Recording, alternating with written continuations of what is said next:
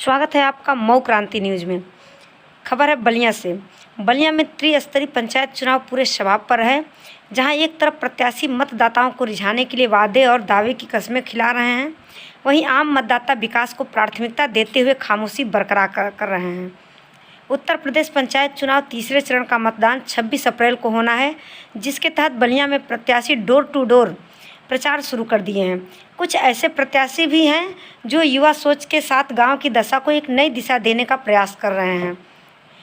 वहीं त्रिस्तरीय पंचायत चुनाव में भाग्य आजमा रहे कुछ प्रत्याशी सामाजिक दायित्व को तरजीह देते हुए ऐसे लोगों के खिलाफ आवाज़ बुलंद कर रहे हैं जो भ्रष्टाचार और दबंगई के बल पर लोकतंत्र के इस महोत्सव का मजाक उड़ाने का प्रयास कर रहे हैं। बलिया से संजय राय की खास रिपोर्ट। ग्राम पोस्ट गढ़वार जनपद बलिया का निवासी हूँ जी। किस पोस्ट के? मैं क्षेत्र पंचायत सदस्य बीडीसी वार्ड नंबर 13 से 15 में चुनाव में लड़ रहा हूँ। क्या आपके मेन मुद्दे हैं? आपके हमारी लड़ाई भ्रष्टाचार के खिलाफ है।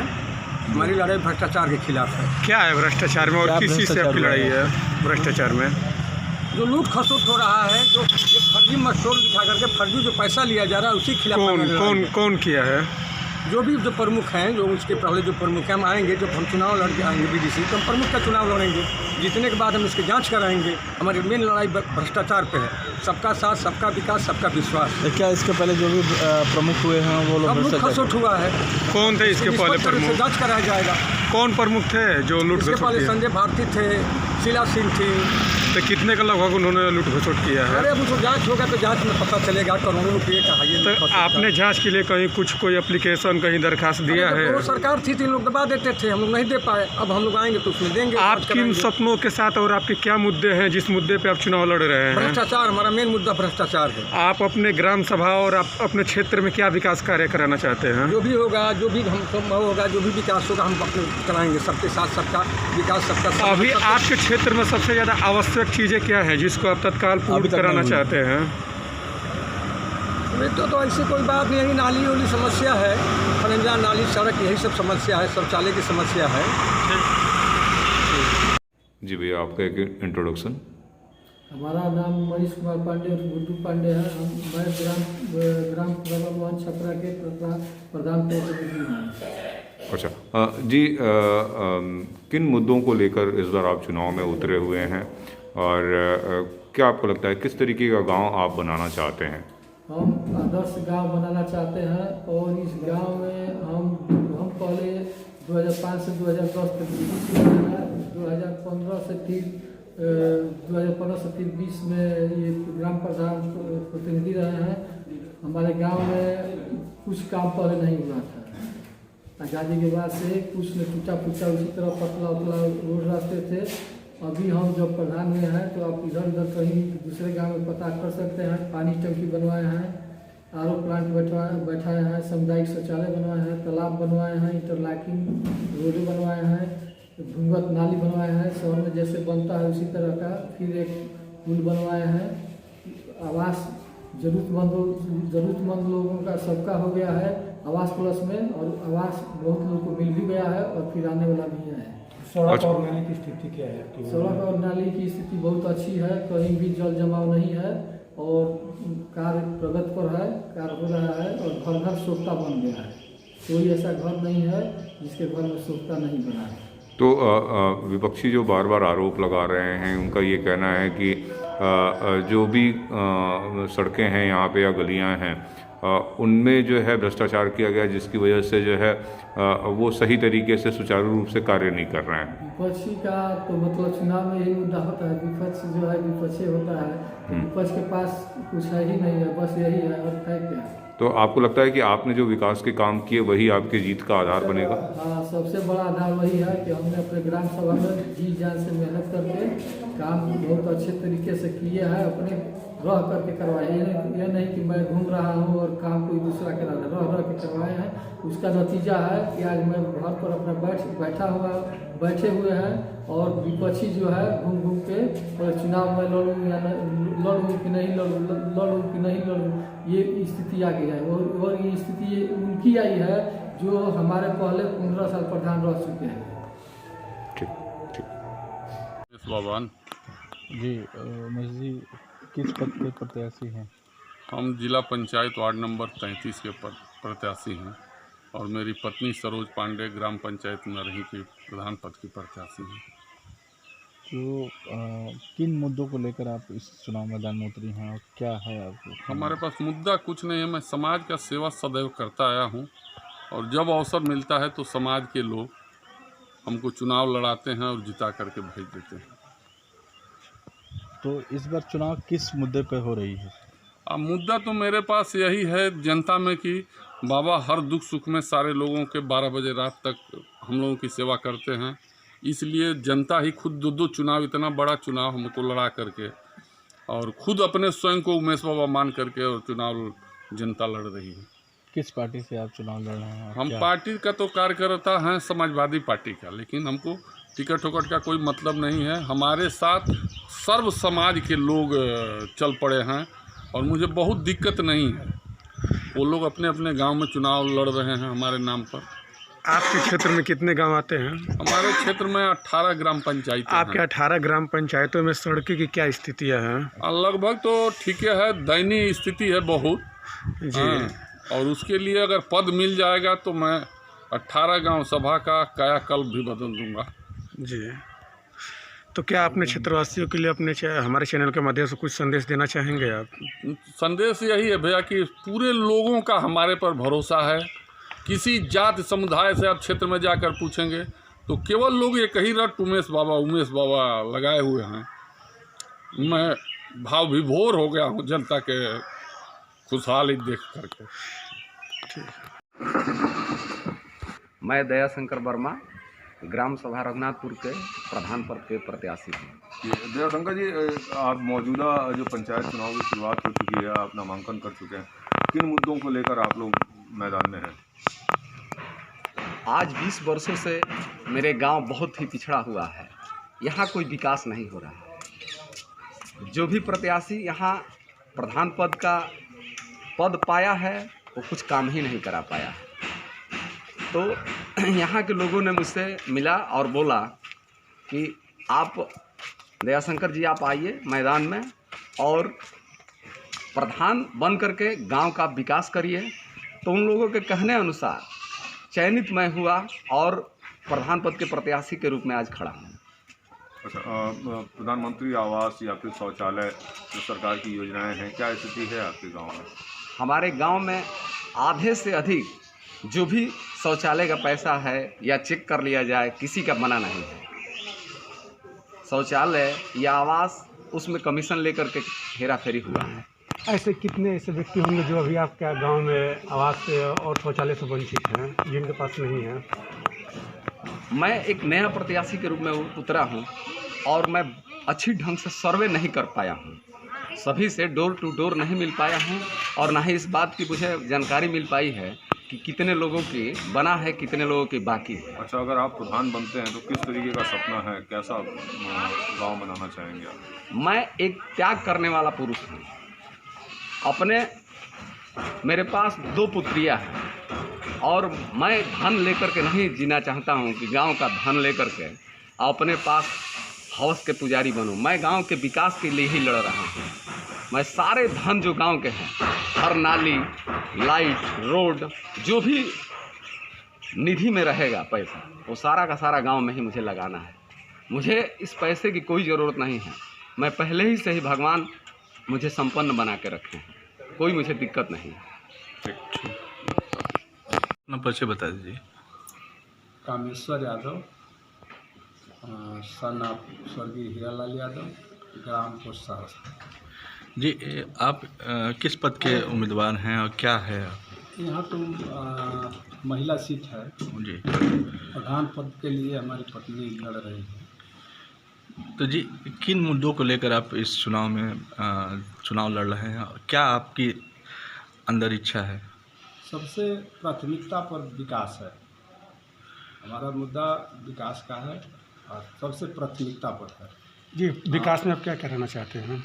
देखिए, हमारा गांव शहर के सटे है, लेकिन विकास से कोसों दूर है। अभी आज तक हमारे यहाँ नाली की व्यवस्था नहीं है। पूरा गांव नाली की वजह से त्रस्त है। आपके गांव में 1% भी नाली नहीं बनी हुई है? नहीं, 1% भी नहीं है। क्या इससे पहले जो प्रधान रहे हैं या इससे पहले जो लोग रहे हैं कोई काम कराए हैं कि नहीं कराए हैं? कराए हैं, जो मूलभूत समस्या है उस पर ध्यान नहीं दिए। जो मूलभूत समस्या है जिससे समाज को लाभ मिले, आपस में बढ़िया संबंध व्यवहार बने, उस पर ध्यान कोई नहीं दिया। आपके गांव में सड़क और प्रधानमंत्री आवास और शौचालय की क्या स्थिति है? अब शौचालय की तो इतनी दुर्दशा है, आप जा करके खुद ही देख सकते हैं। जितने शौचालय बने हैं उनका दरवाज़ा कि अगर एक डंडे से ठोक दिया जाए तो टूट जाएगा, उसमें कोई बैठ नहीं रहा। आपके गांव में ऐसे कितने व्यक्ति हैं जिनके पास शौचालय नहीं है, आवास नहीं है, जिनके पास बिजली नहीं है और लाचार हैं? और वो लाचार हैं? लगभग 10% लोग हैं जहाँ अभी बिजली नहीं है जी। आवास भी लगभग मान के चलिए कि 5% ऐसे लोग हैं जिनके पास आवास एकदम नहीं और उस पर कोई ध्यान नहीं दे। जी, अगर आपको जनता मौका दे रही है तो आपकी सबसे पहली प्राथमिकता अपने ग्राम सभा के लिए क्या होगी? सबसे प्राथमिकता रहेगी नाली और सबसे निचले स्तर के गरीब की मदद। क्या कुछ ऐसा भी सोच है कि आपके ग्राम सभा जनपद में कहीं एक स्थान पाए और एक नाम हो? कुछ इस तरीके से सपने हैं आपके अंदर? इसके लिए तो शौक है मन में कि अगर बनेंगे तो कोशिश करेंगे कि प्रदेश में एक उदाहरण रहे, लेकिन प्रदेश में न रहे तो जिले में तो रहे ही। जी, मन में शौक है। तो अपने ग्रामवासियों से क्या कहेंगे, इसको क्या मांग करना चाहेंगे आप? देखिए, हम तो विकास की मांग पर लड़ते हैं कि अगर बनेंगे तो हम सबका सम्मान, सबका उचित स्नेह प्रेम। अपने क्षेत्रवासियों के लिए कोई संदेश आप देना चाहेंगे चैनल के माध्यम से? अब संदेश हमारा यही है कि सारे लोगों को सम्मान मिले, सम्मानित तरीके से सारे लोग जी लें, विकास भरपूर हो। ठीक। जो मेन समस्या है उसका समाधान हो जाए। अगर आपको जनता जैसे एक चीज़ देखा जाता है कि हर गांव में भी सड़क और नाली की ज़्यादातर समस्याएं रहती है, अगर आपको जनता मौका दे रही है तो ये नाली की समस्या को मिटाने में लगभग आपको कितना समय लग सकता है? एक चीज़ देखा जाता है कि सभी लोग प्रत्याशी आते हैं और लंबी लंबी दावे ठोकते हैं, लेकिन उनकी कार्यकाल बीत जाता है लेकिन वो कार्य नहीं हो पाती है। तो आपको कितना समय लग सकता है इन सभी चीज़ों को धरातल पर लाने के लिए? अगर ईश्वर की कृपा रही या अधिकारी लोग साथ दिए तो 1 साल के अंदर नाली का समस्या हल कर देंगे।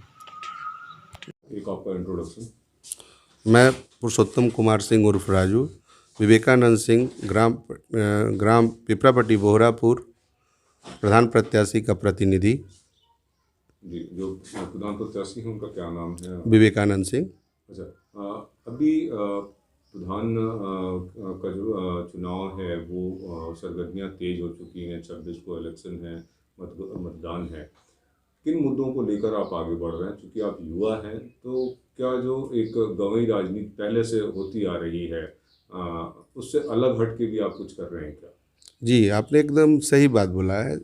गंवई राजनीति और जो भी है आज की डेट में जितना अभी सुविधा है सरकार की या जो भी है, जो लोगों के पास नहीं पहुंच रही है, चाहे वो किसी भी रूप में हो, आवास हो, सड़क हो, नाली हो, किसी का कोई व्यक्तिगत कोई प्रॉब्लम हो या किसी का कोई कुछ रह गया हो या किसी ने लिया नहीं हो या दिया नहीं हो, उसी सोच को मैंने सोचा कि मैं तो भाई कुछ ना कुछ गांव के लिए करना चाहिए। जिस गांव में मेरा जन्म हुआ वो गांव आज तक इतना विकास क्यों नहीं कर पाया? मैं बहुत जगह घूमा हूँ, देखता हूँ तो आश्चर्य होता है कि हमारे गांव में बहुत से ऐसे मोहल्ले हैं जहाँ पे आने जाने के लिए सड़क नहीं है। अगर बारिश हो जाए, अगर किसी को प्रॉब्लम हो जाए तो वो उस आदमी को लेके आना बड़ा मुश्किल हो जाएगा। या तो चारपाई से लेके आएगा या तो टांग के लेके आएगा। ये ऐसी स्थिति है हमारे गाँव की। तो अभी चूँकि आप जो है जो आपके प्रधान प्रत्याशी हैं उनके आप प्रतिनिधि के तौर पर आप जनता के बीच में जा रहे हैं, तो किस तरीके के वादे आप कर रहे हैं? क्या किस तरीके का सपना है आपको अपने गांव को बनाने का? देखिए, वादा नहीं, मैं विश्वास दिलाता हूँ कि अगर हमारे पिपरापट्टी बोहरापुर की जनता ने हमको बहुमत दिया तो मैं जो बोला हूँ, इससे पहले भी बहुत से चैनल के लोगों ने हमारा इंटरव्यू लिया है कि गांव के लिए एक निःशुल्क एम्बुलेंस दूंगा, कोई भी गरीबी रेखा से नीचे है, उसकी बेटी बहन की शादी है, तो मेरी तरफ से 11,000 रुपये का अनुदान होगा, 1 कुंटल गेहूं या चावल के रूप में राशन होगा। गांव की सड़कों की व्यवस्था अच्छी हो, गांव के साइड में फूल पत्तियां हो, गांव में बहुत सी ग्राम विकास की ज़मीनें हैं जहां हमारे गांव के लड़कों को, बच्चों को खेलने के लिए फील्ड नहीं है, कभी किसी के खेत में खेलते हैं, कभी किसी के खेत में खेलते हैं, उनके लिए एक मैं ग्राउंड दे सकूं। हमारी यही चीज़ें हैं। मैं चाहता हूं कि हमारे गांव के जो भी बच्चे हैं, चाहे बुजुर्ग हैं, चाहे माँ हैं, चाहे बहनें हैं, उनको इस तरह की सुविधा मिले कि उसको लगे कि नहीं, एक ग्राम प्रधान क्या कर सकता है, ये उन लोगों को जानकारी हो। गांवी राजनीति का क्या कहिएगा, लोग अपने लिए खड़े होते हैं। तो जो पुरानी अवधारणा है कि ग्राम प्रधान सिर्फ इसलिए बनना है क्योंकि भ्रष्टाचार करना है, आरोप लगते रहे हैं बहुत सारे प्रधानों पर, तो एक मानसिकता ये भी होती है कि जनप्रतिनिधि इसलिए बनना है गांव का ताकि लूट खसोट कर सकें, भ्रष्टाचार कर सकें। तो उस मानसिकता से एक युवा नेता के तौर पर आप किस तरीके से खुद को अलग पाते हैं? देखिए, हमारी बीच में हमारे यहाँ के लोगों से आप पूछिएगा तो उन लोगों को पता है कि हम लोगों को खाने का माने का दिक्कत नहीं है। हम लोग को राजनीति में आने का भी कोई शौक़ नहीं है और ना ही राजनीति करना है। हमको विकास करना है। विकास के मुद्दे पर ही बात होगी। अगर मुझे आवास भी देना होगा, अगर मैं चुनकर आता हूँ और मुझे किसी को कोई कुछ देना होगा, तो मैं अपने गांव के वरिष्ठ जो भी लोग होंगे उनको मैं यहाँ पे बुलाऊंगा। मैं बोलूँगा कि इस आदमी को ये प्रॉब्लम है, क्या ये आदमी इस लायक नहीं है कि इसको नहीं दिया जाए? क्या हमारे गांव की सड़कें अच्छी नहीं होनी चाहिए? क्या हमारे यहाँ पोल पे लाइट नहीं होनी चाहिए? क्या आपके घर में ही पानी रहना चाहिए, उसके निकालने का, या यहाँ पे सीवर की व्यवस्था नहीं होनी चाहिए? क्या जो छोटी जाति के लोग हैं, चाहे निम्न लोग हैं, जिनको 2 बाल्टी पानी से नहाने का इच्छा है, वो 1 बाल्टी से नहा रहे हैं, अपने घर में ही पानी के लिए वो गड्ढा खोन रखे हैं, जो कि उसके बाद नहाने के बाद या नहाने से पहले उसको फेंकते हैं, फिर नहाते हैं। जिनको आवास नहीं मिला है, क्या उसको आवास नहीं मिलना चाहिए? मैं तो ये आपसे क्वेश्चन करता हूँ कि भ्रष्टाचार नहीं है तो क्या है? तो पिछले प्रधान ने कोई ऐसा कार्य किया क्या? अगर वो कार्रवाई किया होता या कार्य किए होते हमारे जो भी पिछले प्रधान थे, तो आज ये नौबत थोड़े ना आती। मैं 35 साल में देख रहा हूँ कि जिस गांव का विकास ही नहीं हुआ, वहाँ के लोग क्यों सोए हुए हैं? ये भ्रष्टाचार नहीं है तो क्या है? तो क्या इस युवा सोच को लोग पसंद कर रहे हैं, मतदाता पसंद कर रहे हैं? युवा सोच को ही लोग पसंद कर रहे हैं। अगर युवा नहीं आएगा आगे तो कौन आएगा? वही पुराने लोग।